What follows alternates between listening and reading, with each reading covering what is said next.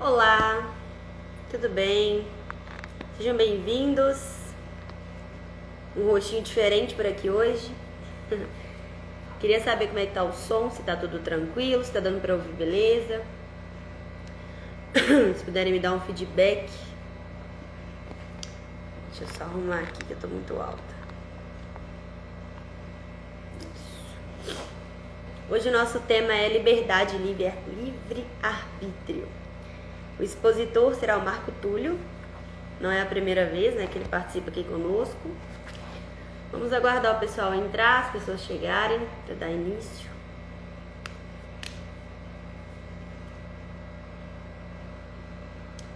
Deixa eu só... no Instagram, gente, então é leve. Eu aceitei aí o convite para vocês entrarem, mas... Ai. Olá, boa noite. Tudo bem com você? Tudo bem, graças a Deus. E você? Vai, graças a Deus. Tudo bem, Noemi, também? Tá bom. Tudo ótimo. Só que o que está acontecendo? Eu não estou vendo vocês, não. Uai, nós não te vendo. Legal, viu? Eu vou sair e vou voltar para ver se eu vejo vocês. Tá bom. E agradecer ao Marco Túlio por mais uma vez estar aqui com a gente, né, participando e expondo aqui as opiniões e pontos de vista, que é importante. Eu que agradeço, viu? Eu tô tentando abaixar um pouquinho aqui para eu aparecer melhor. Pra não ficar tão alto, né? Deixa eu ver se dá pra... Não, talvez eu levante a cadeira e fique melhor, quer ver? Deu. Aí, deu uma melhorada. Mais ou menos. Agora estou, né? Tá. Tá dando pra ver a gente? Eu estou vendo o Marco Túlio, mas não estou vendo você, Marcelo. Tá ótimo. Ele é o que importa. Pois é, gente. Como se diz? Hoje, nós vamos ter a oportunidade de estar conhecendo a Marcela, né? A Marcela também é da Fraternidade Espírita Jesus Amigo. E então a gente está assim nessa proposta de trazer esse pessoal para conhecer e ser conhecido, né?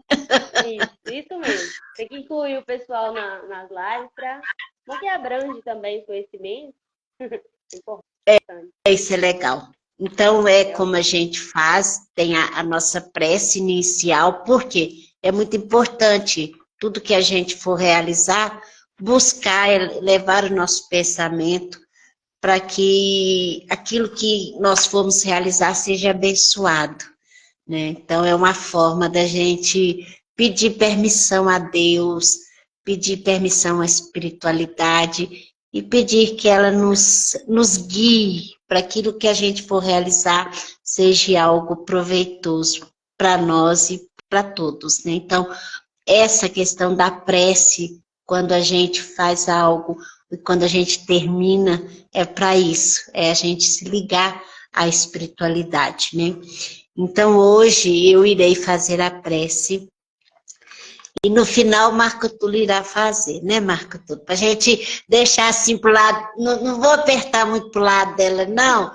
Aí depois a gente coloca ela na... Isso.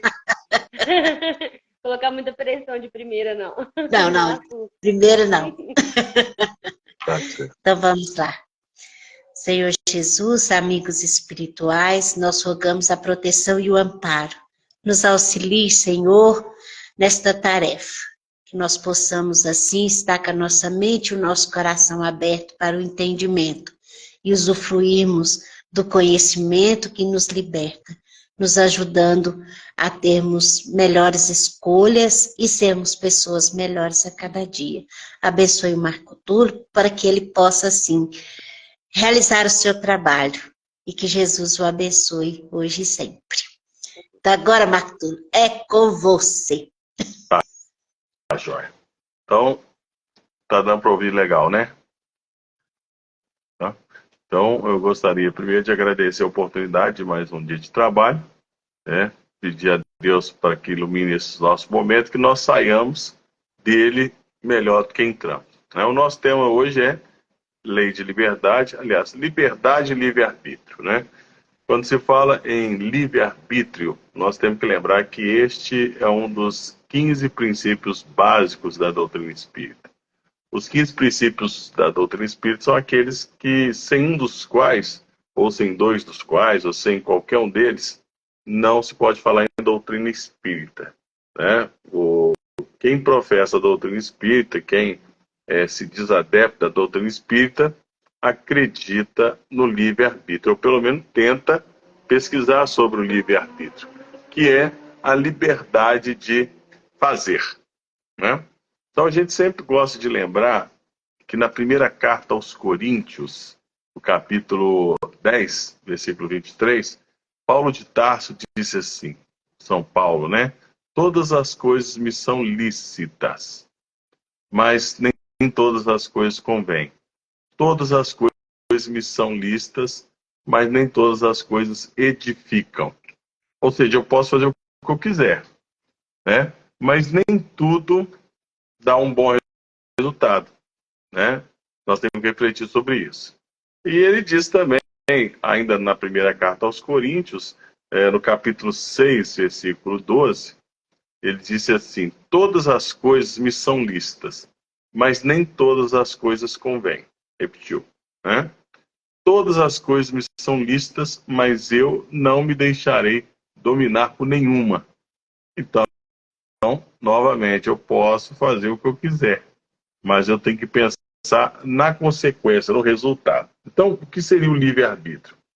É aquela possibilidade de decidir, escolher, em função da vontade própria, daqui a pouco nós vamos ver o que é vontade, isenta de qualquer condicionamento, motivo ou causa determinante. Então, eu tenho a liberdade de fazer, de decidir. Isso é livre-arbítrio. Então, eu posso fazer o que eu quiser. A questão é se eu devo fazer o que eu quiser. Essa que é a grande problemática. Porque quando Paulo fala assim,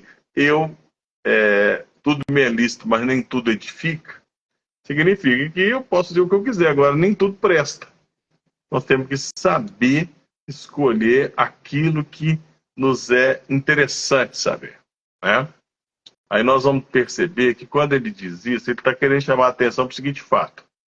Eu posso fazer o que eu quiser, mas eu preciso saber fazer a escolha certa. Entre duas ou mais opções, dentre duas ou mais escolhas, eu tenho que saber fazer a coisa certa. Isso chama-se discernimento. Discernimento é você saber escolher a escolha boa, a melhor.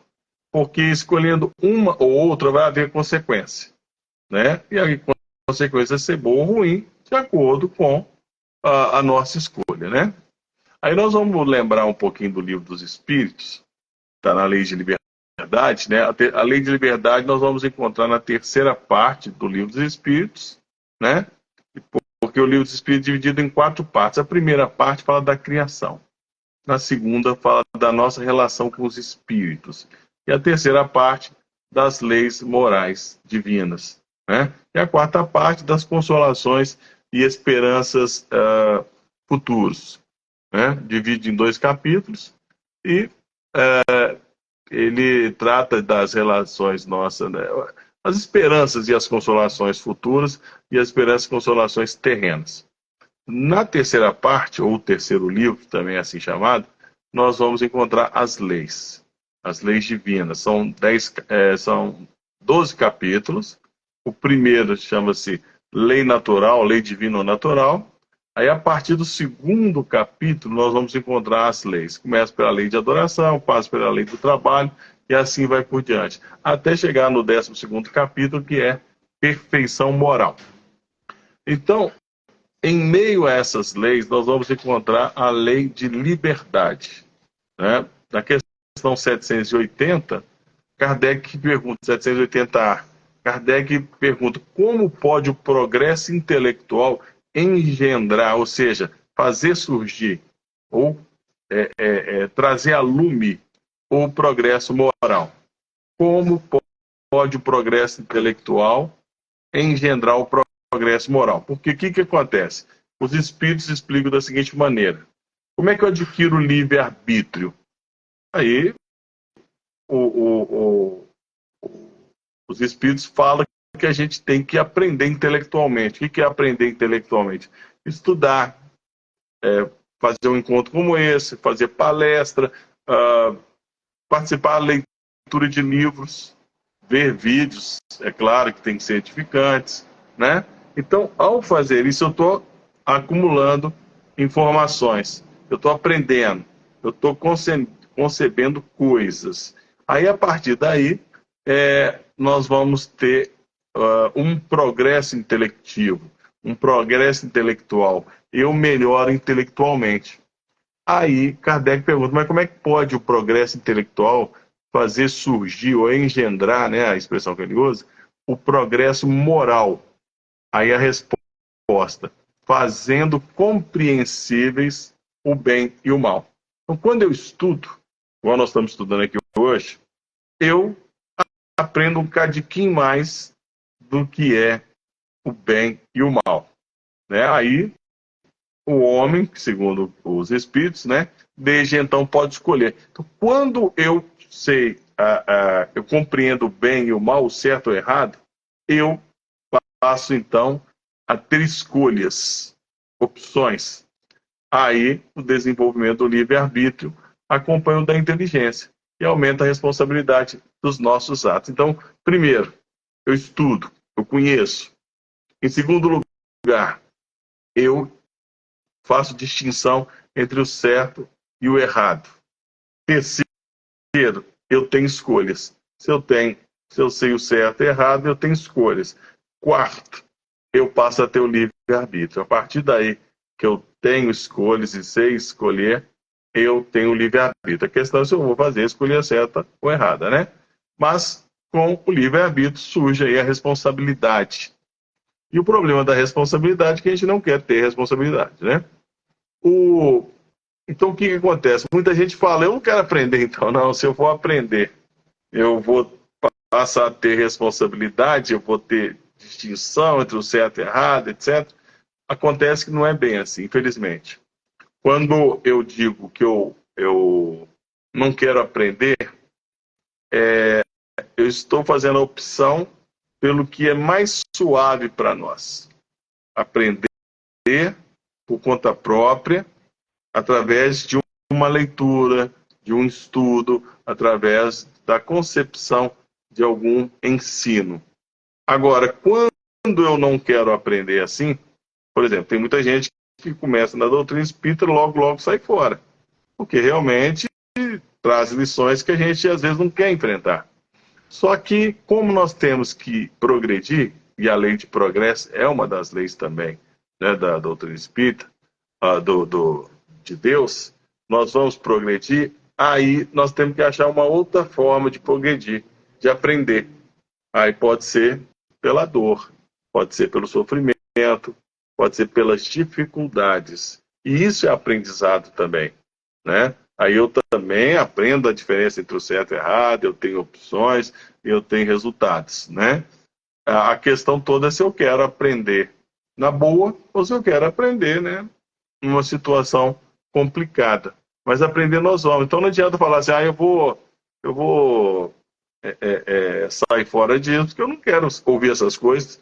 Tem gente que tampa o ouvido, eu não quero ouvir, porque não quer ter. Mas vai acontecer alguma coisa na vida que faz com que a pessoa aprenda, né? Deus é bacana demais, é claro, ele vai dando mole.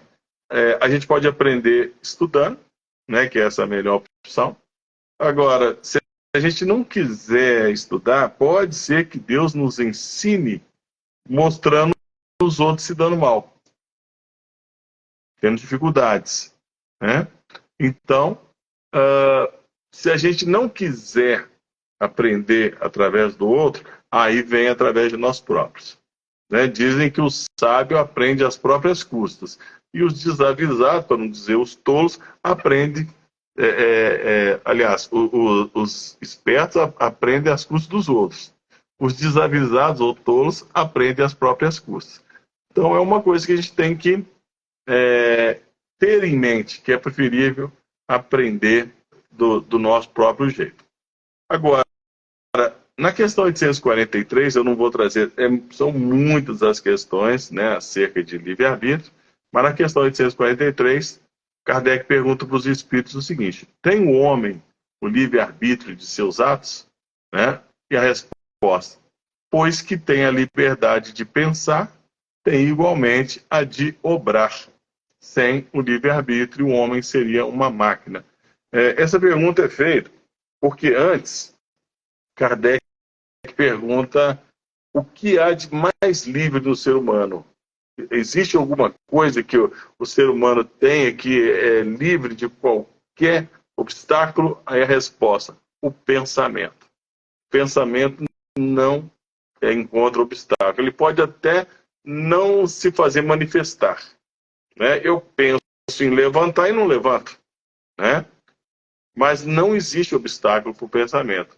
Né? Diz o Espírito. Lá o título vai estar assim: liberdade de pensamento. Depois vem liberdade de consciência, né? Que é você ter a sua identidade com o time de futebol, com a política, identidade com a religião. Isso é liberdade de consciência. Aí, depois, então, Kardec vem e fala assim: pô, ele tem liberdade quanto aos atos? Porque a pergunta era, né, o que era mais livre. Ele falou: o pensamento dos espíritos disseram. Mas e quanto aos atos? Poxa, se ele tem, né, liberdade de pensar, ele tem o de agir, porque a ação é uma consequência do pensar. Né? A gente pensa, sente, age. É mais ou menos assim?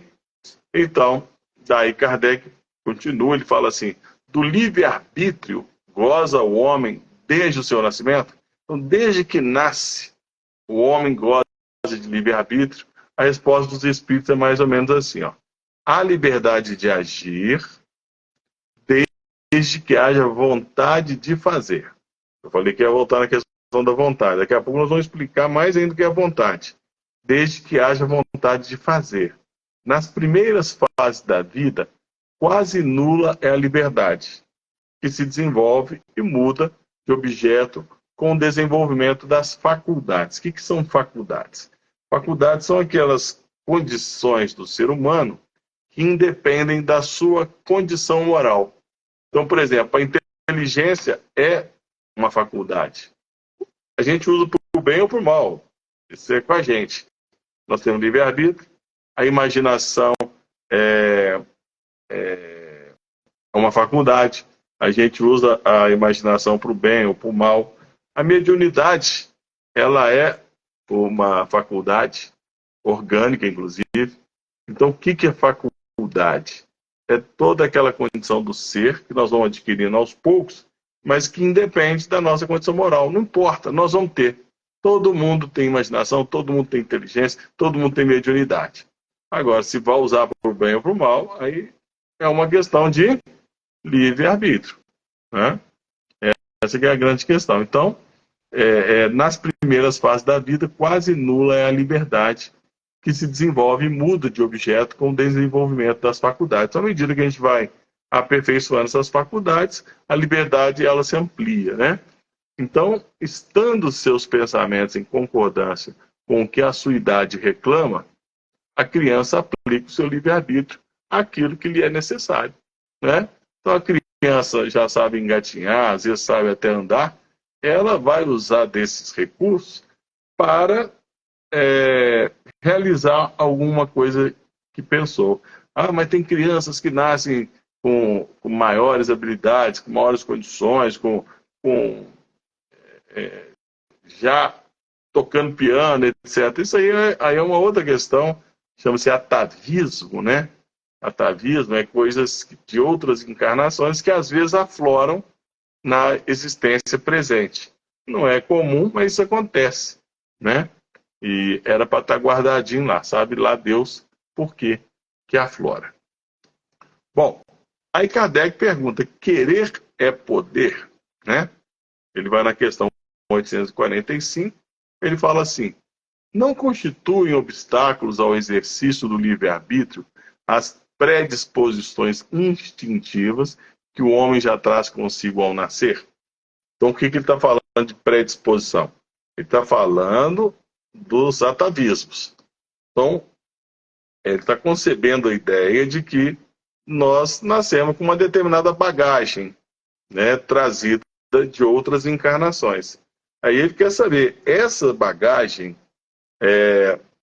não podem obstaculizar, atrapalhar o livre-arbítrio? Por exemplo, se eu sou uma pessoa que tenho medo, trazido de alguma questão de outra vida, de outra existência, aliás, eu posso não realizar coisas porque o medo me bloqueia, né? O medo me atrapalha. Eu trago isso comigo. Isso se chama uma condição inata. Inata é aquilo que a gente nasce, é aquilo com que nós nascemos e não desenvolvemos, nem aprendemos. Nasce com a gente, né? Nasce com a gente. Aí os espíritos respondem assim, ó: as predisposições instintivas são as do espíritos antes de encarnar. Nós temos isso. Conforme seja este mais ou menos adiantado, o espírito, elas podem arrastá-las à prática de atos repreensíveis, no que será secundado pelos espíritos que simpatizam com essas disposições. Não há, porém, arrastamento irresistível, uma vez que se tenha a vontade, olhe novamente a palavra vontade, a vontade de resistir. Lembrai-vos de que querer é poder. Então, o que os espíritos estão trazendo para nós? Nós trazemos essas predisposições instintivas, né, que é nossa, de nós espíritos, e se a gente for mais ou menos adiantado, podem arrastar a gente para a prática do bem ou do mal, né? Mas isso não é imperativo, não, porque nós podemos vencer isso, né? Eu tenho vontade, as crianças demonstram isso. Tem criança que, com 2 anos de idade, sai chutando a canela dos outros, faz determinadas, não é? Faz determinadas coisas que a gente fala assim, isso é um capeta, né? Mas isso sim é predisposição instintiva. Isso vai fazer com que ele tenha umas dificuldades. E pior, ele vai arrastar para perto de si espíritos que simpatizam com essas predisposições, né? Mas vencer isso é uma questão do próprio espírito. Essa criança vai ter que ser orientada pelo pai, pela mãe, pelo menos até os 7, 8 anos de idade, tem que ter uma injunção maior. Aí, a partir daí, entra na fase da pré-adolescência, adolescência, aí fica mais difícil. Mas, se os pais fizerem o trabalho que eles têm que fazer durante essa fase, até 7, 8 anos de idade, essa criança vai no futuro, né, lá para os seus 20 anos de idade, quando começar a ter madureza, eles vão compreender que os pais estavam certos. O adolescente ele já tem conflito, porque ele tem dentro de si uma bagagem e os pais vêm e ensinam outra coisa.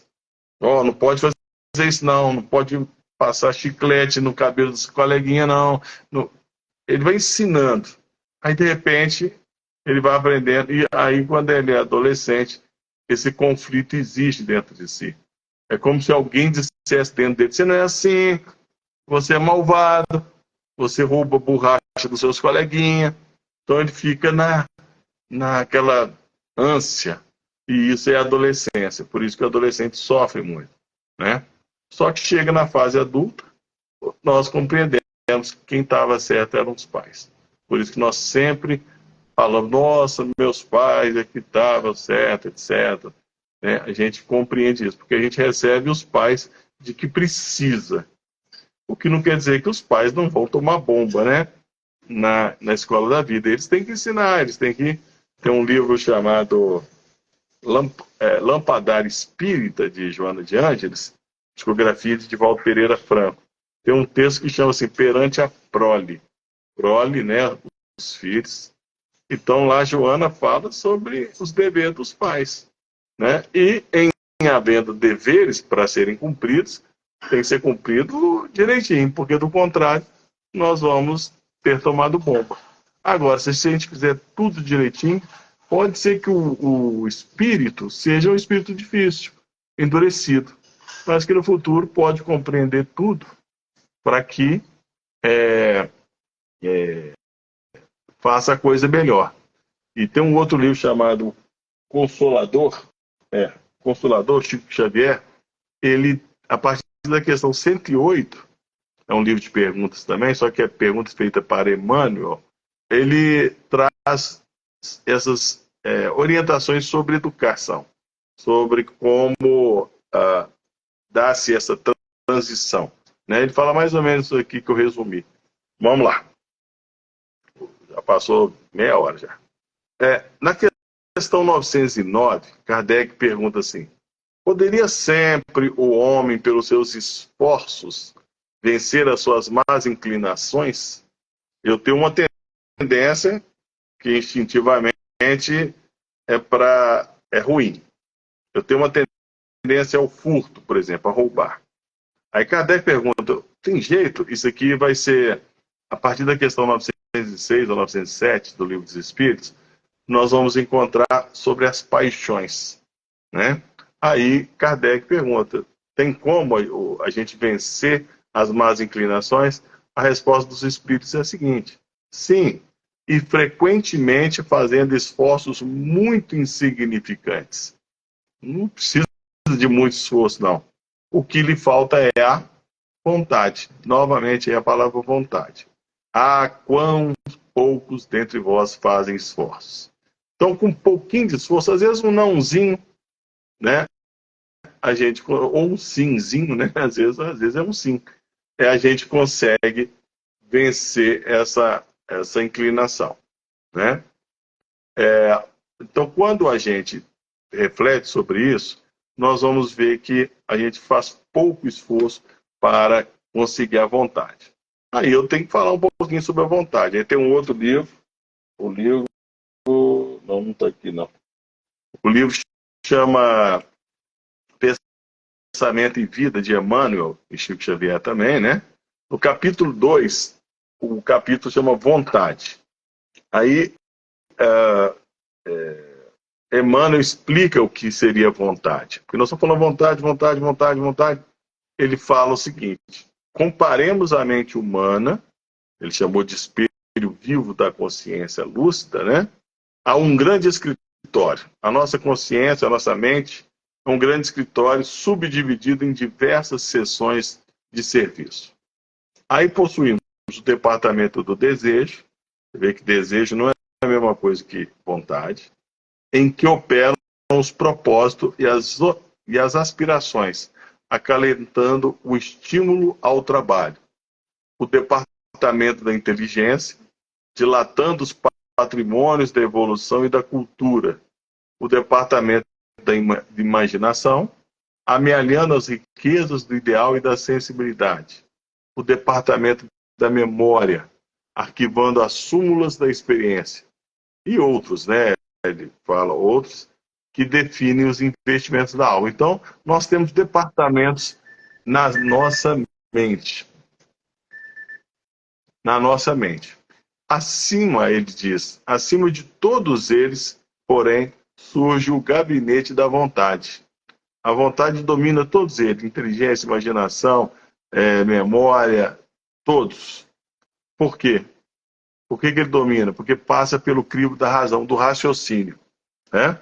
Então a vontade é a gerência esclarecida e vigilante, governando todos os setores da ação mental. Então, se a gente fizer algo pela vontade e não pelo desejo, nós podemos nos dar muito bem, porque a vontade passa pelo crivo da razão. Eu raciocínio, aí vem aquela frase inicial de novo: tudo me é lícito, mas nem tudo edifica, nem tudo convém, né? Então eu tenho que estar certo de que isso é uma coisa boa ou não de se fazer. Eu raciocino, né? Agora, se eu não raciocinar, eu vou fazer a primeira coisa que me der na mente. Aí vai prevalecer o meu instinto animal. Tem uma questão no Livro dos Espíritos, 605A, em que Allan Kardec pergunta se nós temos duas almas, né? Uma voltada para o animalesco, outra voltada para o lado espiritual. Os espíritos respondem assim, não. Nós temos duas naturezas dentro de nós. Uma animal, outra espiritual. Então, assim, aquela que a gente deixar prevalecer na nossa vida, no nosso dia a dia, nas nossas respostas às nossas aflições, né? É que vai definir se nós estamos indo mais para o lado espiritual, se nós estamos espiritualizando, ou se nós estamos indo para o lado animalesco da coisa, né? Sem querer falar mal do animal. É porque o animal tem instintos. Eles têm, muitas sensações. E nós temos a razão, nós temos a inteligência. Então, o que nós temos que fazer? Providenciar para que essas obscuridades não nos atrapalhem, né?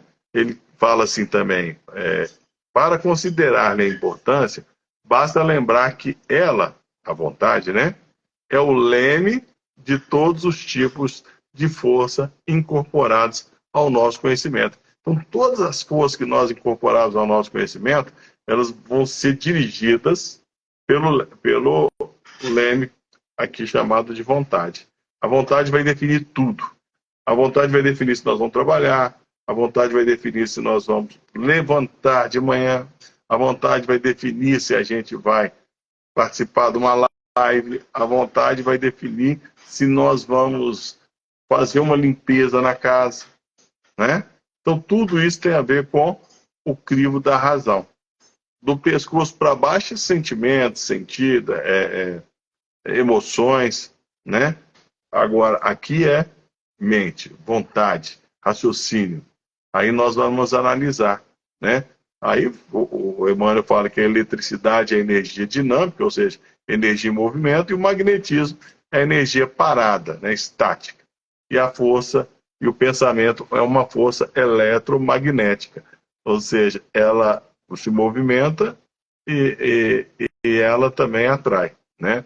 Tem uma questão no Livro dos Espíritos, 467, em que Allan Kardec pergunta assim, tem jeito de a gente se livrar do jugo negativo dos espíritos, né? A questão 467 está na parte que fala da influência dos espíritos em nossas vidas.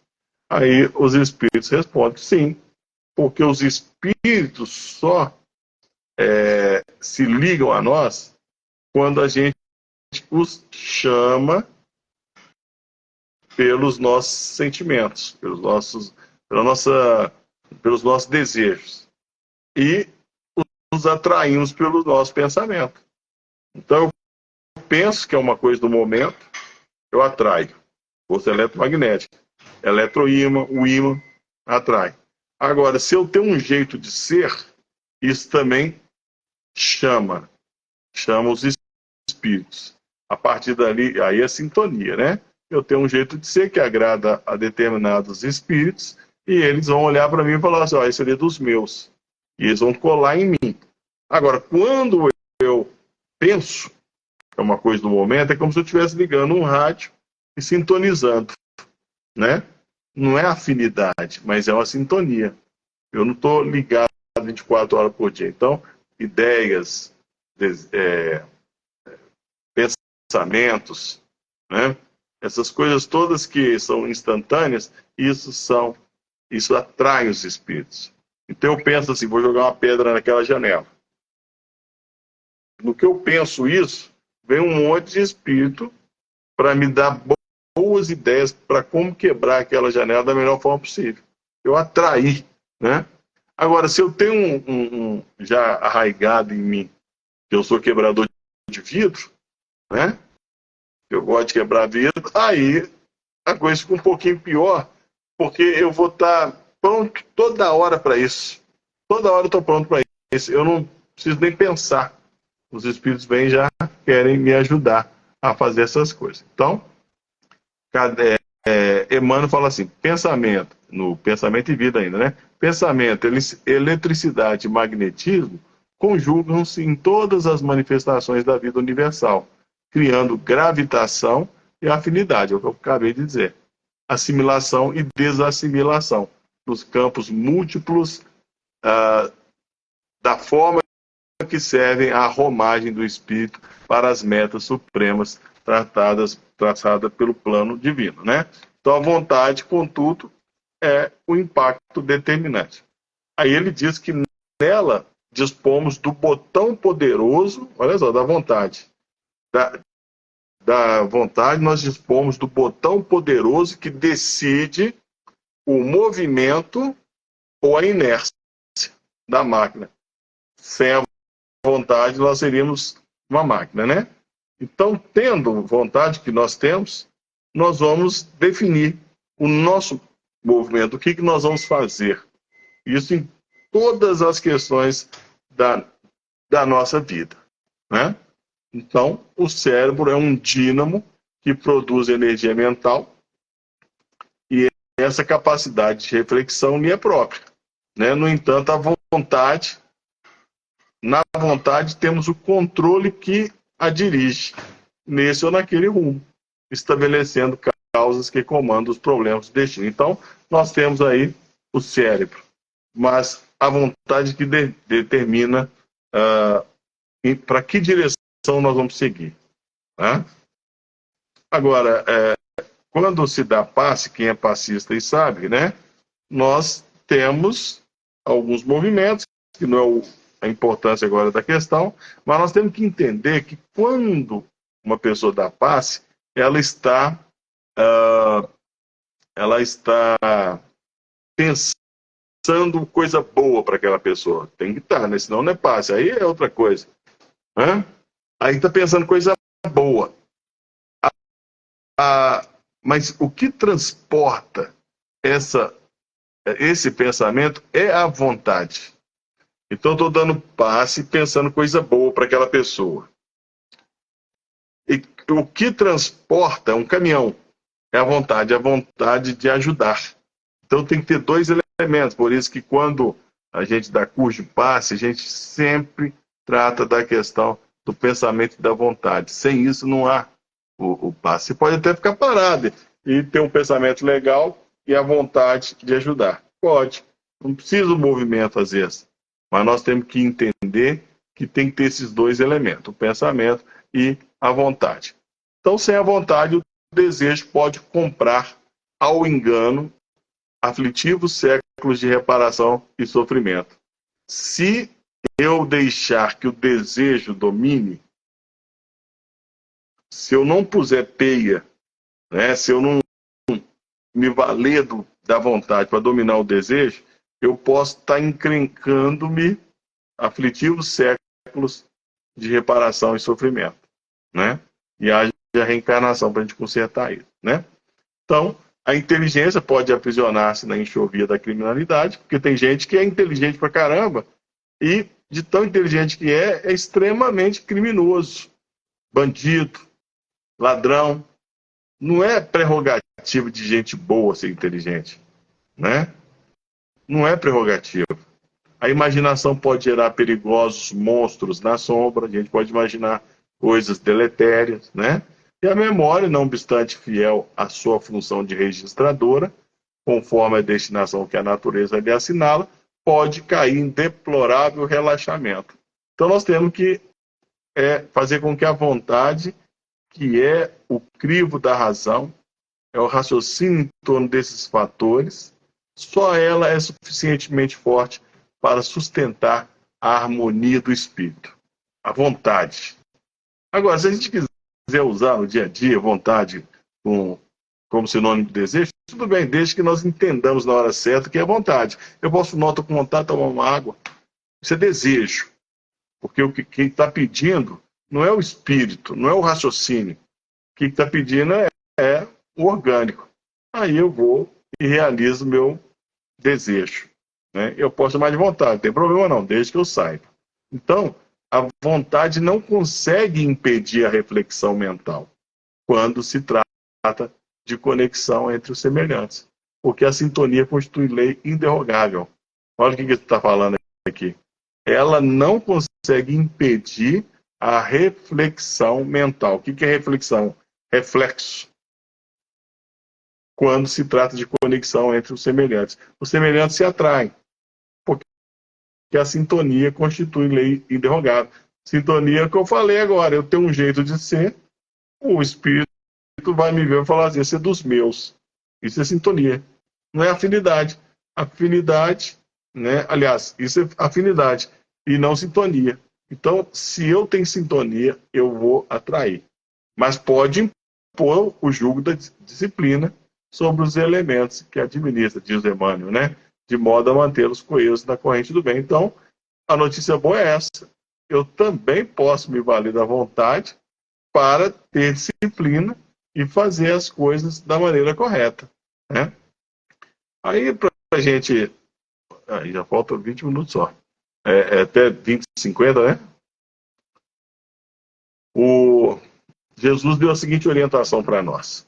Vigiai e orai para não cair em tentações.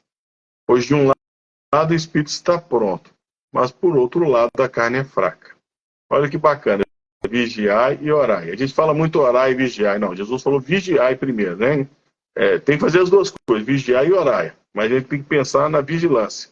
Nós evitamos muitos problemas se a gente vigiar. Mas o bacana disso é compreender que isso quer dizer que nós vamos ter tentações. Porque ele fala assim, vigiar e orar para não cairdes. Ele não falou assim, vigiar e orar para não terdes tentações, né? Porque se fosse para não ter tentação, ele ia falar, vigiar e orar para não ter tentações. Então nós vamos ter, nosso mundo é de provas e de expiações, né? E é aquilo que eu falei, de ter uma natureza animal e outra natureza espiritual. No Pai Nosso também, né? No Pai Nosso, Jesus falou, não nos deixeis cair em tentações. Ele não falou para nós pedir a Deus, não nos deixeis ter tentações. Ele falou para não nos deixar cair. Tem gente que gosta de modificar o Pai Nosso nas orações, né? E falar, e não nos deixeis cair em não nos deixeis entregue às tentações. Gente, as tentações vão existir. Não tem jeito. O que nós temos que pedir a Deus para ajudar, para não tropicarmos, né? E ele disse também, entrai pela porta estreita, porque larga é a porta e espaçoso é o caminho que leva à perdição. E muitos são os que entram por ela. Então a porta larga, isso aí está em Mateus capítulo 7, versículo 3, né? Aí Kardec, lá no Livro dos Espíritos, pergunta por que Deus autoriza que nós sejamos tentados pelo mal. Aí na questão 470, os Espíritos explicam, olha, nenhum Espírito recebe a missão de fazer o mal. Quando o faz, é de sua própria vontade, aqui vontade de resolução mental mesmo, o Espírito decide, vou tentá-lo, e sofre as consequências. Deus pode deixá-lo fazer isso para vos pôr à prova, mas não ordena que o faça. Deus autoriza, pode tentar. E cabe a vós rejeitá-lo. Nós é que temos que falar, vai de retro, Satanás, que me serve de escândalo, né? Jesus não fez isso? Quando Pedro quis tirar dele a ideia de ser morto, passar aquela situação toda, Jesus falou que ele vai de reto, Satanás, que me serve de escândalo. Então nós vamos perceber, lá em Tiago, capítulo 1, versículo 12 e 14, Tiago, na carta dele, fala assim, feliz do varão que sofre a tentação, porque quando for provado, receberá a coroa da vida que Deus tem preparado para aquele que o ama. Só não pode reclamar que Deus tenta ele, porque Deus não tenta ninguém e por ninguém Deus pode ser tentado. Nós somos tentados e enganados pela nossa própria concupiscência. Essa é a palavra. Capítulo 1 de Tiago, 12 a 14. Capítulo 1, versículo 10, 12 a 14. Então, o que ele está querendo falar para nós? Nós temos registros em nós que mostram o que nós já fizemos no passado, né? É o que ele chamou de concupiscência. Então, esses registros vão atrair os espíritos que identificam. Eles olham assim, esse é dos meus. Então, nós não podemos falar que Deus está tentando a gente, não. A tentação é humana. Aí, quando a gente percebe que está sendo tentado, nós temos que vencer a tentação. Mas quanto mais eu rezo, mais a assombração aparece. Quando eu falar isso, eu estou identificando qual ponto eu posso melhorar. Eu devo melhorar, eu preciso melhorar. Poxa vida, eu estou fazendo um regime agora, de novo alguém me oferece uma torta de chocolate. Eu estou identificando onde eu preciso resistir. Tudo que eu gosto é ilegal, é imoral ou engorda. Não tem um negócio assim? Eu tenho que entender que vai haver, para não cair em tentação, vai haver tentação. Aí nós vamos lá em Paulo. Paulo, ele escreveu uma carta, a primeira carta aos Coríntios, no capítulo 10, versículo 13, ele disse assim, não veio sobre vós tentação, senão humana. Por isso que eu falei essa. A tentação é dos homens, não é de Deus, não. Mas fiel é Deus, né? Tem aquela frase, Deus é fiel, mas fiel é Deus que não vos deixa tentar acima do que podeis. Então Deus só autoriza a tentação até o ponto em que a gente pode vencer. Senão ele está sendo malvado. Manda uma tentação para mim e fala assim, com certeza ele vai tomar bomba nessa. Aí está sendo malvado, né? E Deus é bom, né? Aí o Paulo fala assim, antes com a tentação, Deus também dá o escape. Escape é um refrigério, dá mole, dá uma ajudinha, né? Além de eu não ser tentado acima do que eu posso vencer, Deus ainda dá uma ajuda, através de pessoas, através de alguma situação, através de algum trabalho, né? Para que nós podemos suportar. Então tem duas vertentes a tentação. Você não vai cair nela com certeza, você vai cair se quiser. E outra, você vai cair nela, como é que eu diria? Você pode cair nela e você pode não cair nela. Vai depender de você, né? Então, dependendo de como eu lidar com a coisa, eu vou cair. Mas não é uma coisa obrigatória. Então, se for algo que com certeza eu não vou cair também, aí não é prova, é brincadeira de criança, né? Então, eu preciso saber que aquilo que me é dado ter, fazer, receber, minha vida está uma droga, minha vida está um inferno, minha vida... Tá, tudo bem. A dor é inevitável. Agora, a lamúria que é uma opção. Então, quando eu estou numa situação como essa, eu tenho que compreender que Deus não dá fardo maior do que nós podemos carregar. Não dá. E quando Jesus fala o seguinte, pega da sua cruz e me segue, ele está falando, cada um tem a cruz para carregar. Cada um tem a cruz para carregar.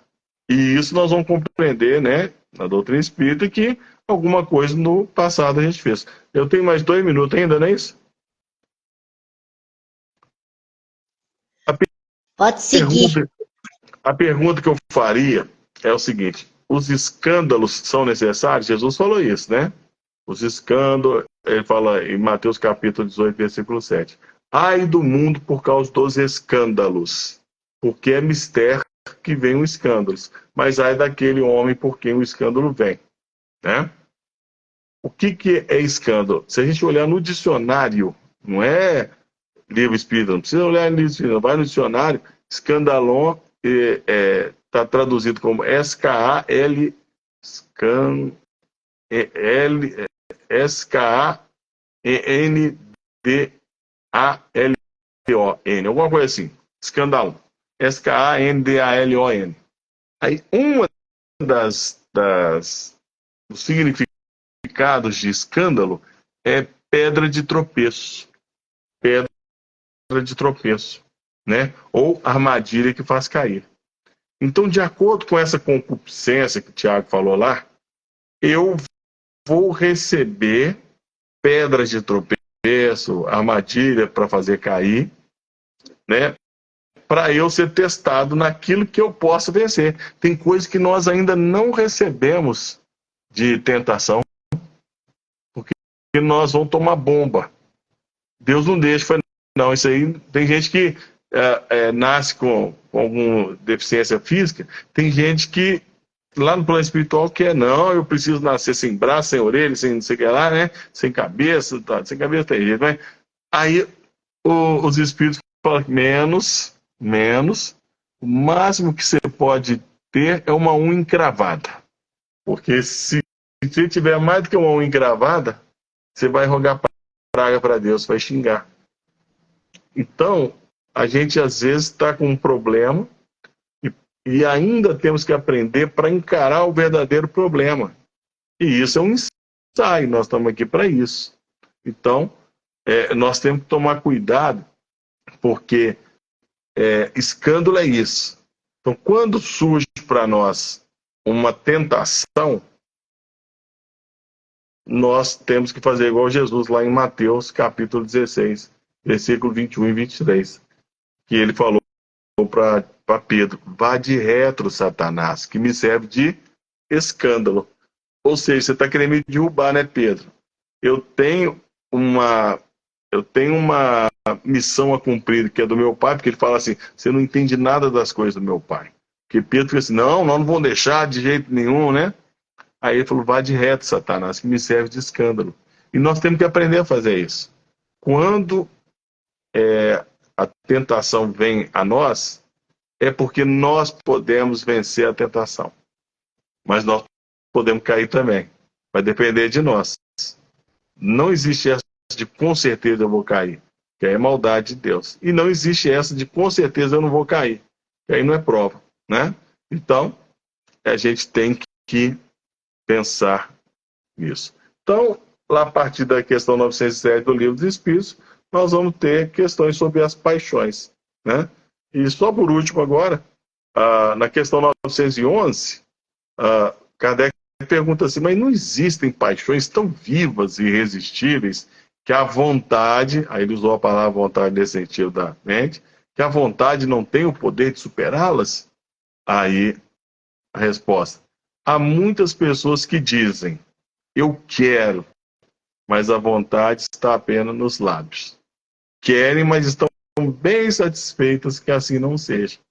Quando o homem não acredita poder vencer suas paixões, é que seu espírito se satisfaz nisso, por consequência de sua inferioridade. Então quem fala, eu não consigo, nossa, não está em mim, é porque nós estamos ainda na inferioridade, na baixeza, nós temos que melhorar.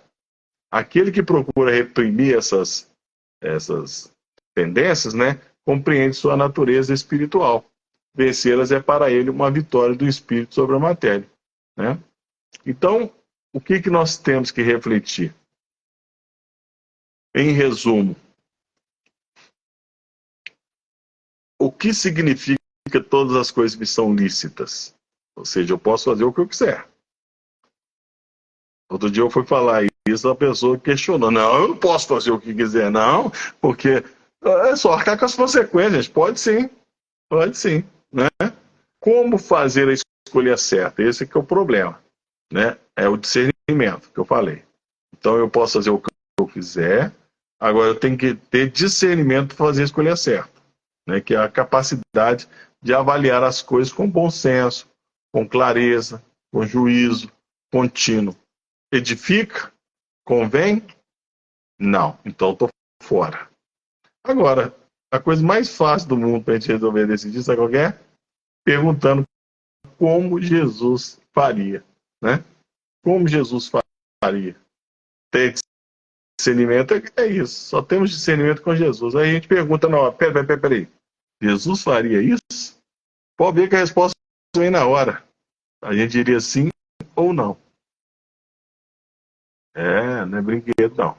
Mas eu agradeço aí a atenção, a paciência de todos, né? E a oportunidade de trabalho, encerrando por aqui, devolvendo aí a palavra à coordenação. Pois é muito interessante, gostei muito. E essa semana eu escutei uma palavra, uma frase, que, que diz assim: destino é o resultado das nossas ações no passado. Então, eu nunca tinha pensado a respeito, porque a gente fala assim, não existe destino. Mas a partir dessa frase, me veio essa reflexão, né? Isso não Então, destino existe, porque é o resultado do passado, Das escolhas. né? E aí, Marcela? Amei.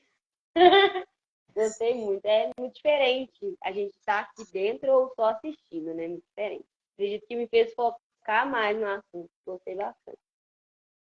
Ah, que bacana, né? Então, que bom. Então, seja bem-vinda, Obrigada. né? Daqui a pouquinho a gente vai trazendo o pessoal todo aí para ser conhecido. Exatamente. Então, quando a gente estuda a lei de liberdade, nós vamos encontrar lá falando sobre fatalidade versus livre-arbítrio. E lá está dito assim: fatalidade, o que é? Escolha feita pelo próprio espírito no plano espiritual de suas provas e ou expiações físicas.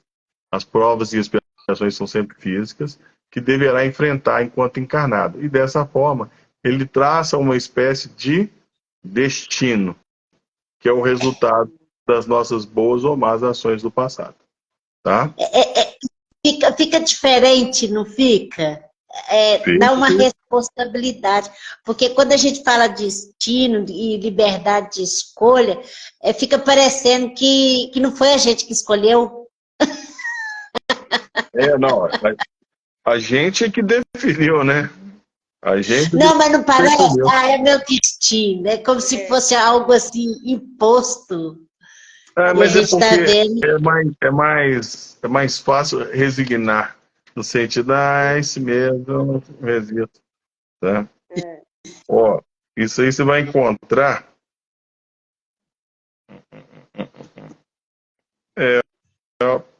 a partir da questão 851, que fala da fatalidade. E nessa questão vai falar também sobre destino. Né? 852 e 853. Pois é, anota aí, gente. 851, 851 em diante. Tem muita coisa boa sobre fatalidade. Tem Pois é. diferença entre Então, fatalidade e destino. pois é, nós agradecemos, Marco Túlio, aguardamos você para o ano que vem, né? Mandar depois os temas aí. Foi muito boa. Antecipadamente agradeço a sua contribuição durante este ano, né? Foi muito bom. Eu agradeço. Quer falar alguma coisa, Marcela? Tô com vergonha. Só agradecer mesmo pela troca, pelas palavras. Ajudou muito a entender muitas coisas. Eu sou muito nova ainda, nem tanto, mas ajudou a entender algumas coisas de forma mais clara. Gratidão. Eu que agradeço a todos, né, que participaram, que estão presentes e tiveram paciência. Pois é. E você faz a prece final para nós, então, Marco Túlio? Faz.